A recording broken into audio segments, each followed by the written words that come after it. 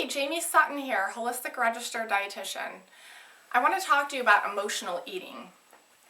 We really need to identify the root of the problems that we have in our lives that lead us to emotionally eat.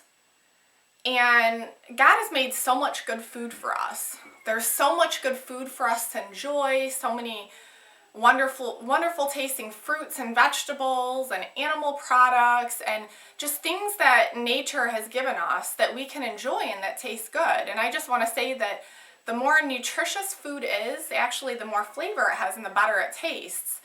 But so many of us run to processed food, and when our emotions are haywire, we run to processed foods. We run to chemically laden foods. We run to GMO foods that are processed with sugar and MSG, and really that will only rob yourself of the freedom that God has for your health.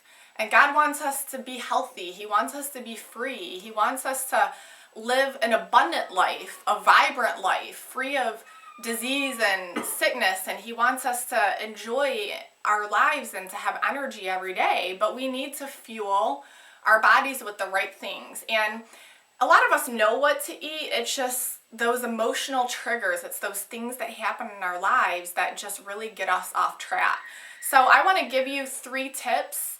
And these are just practical tips that I want to give you that will help reduce emotional eating. And my first is figure out which emotional triggers trigger you to go to food. So make a list of the things, the emotions. It could be depression, it could be anxiety every time you feel anxious, when you get sad, it could be anger. Just make a list of those emotional triggers. And number 2, you want to make a list of alternative behaviors. So these are going to be things that you can do to deal with the emotions. We want to be mindful. When we're feeling something, we want to be mindful of what we're thinking. We want to be mindful of what we're feeling and accept that. And we don't want to condemn ourselves. It is what it is. Feelings are there. Feelings aren't right or wrong. They're just there. It's how we deal with our feelings and how we react to them that really makes that counts, that makes the biggest difference. So make a list of alternative behaviors. For example, research has shown that exercise really does makes a whole world of difference for people who struggle with depression, that feel down. Go out and take a brisk walk. If some people who deal with anger, when they go to the gym and pump iron, that helps get out their aggression.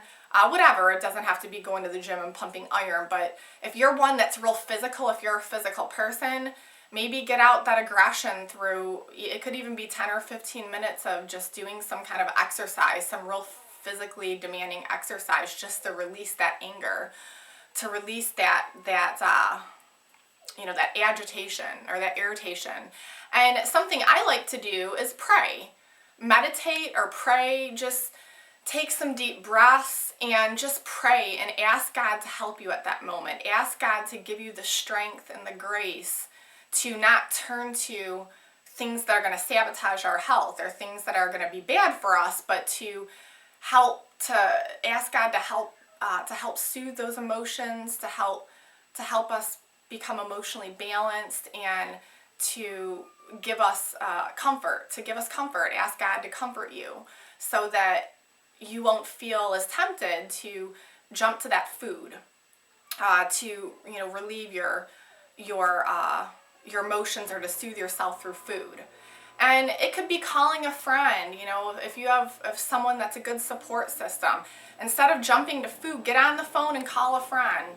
Have a couple friends that you can call on and just vent. And there's so many other things you could do, but just make a list of alternative behaviors that you can do.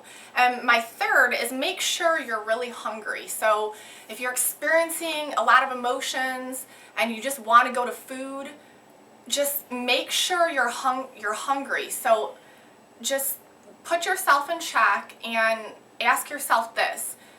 Do I feel physically hungry? Does my stomach feel empty? Do I feel lightheaded? Do I experience symptoms of physical hunger?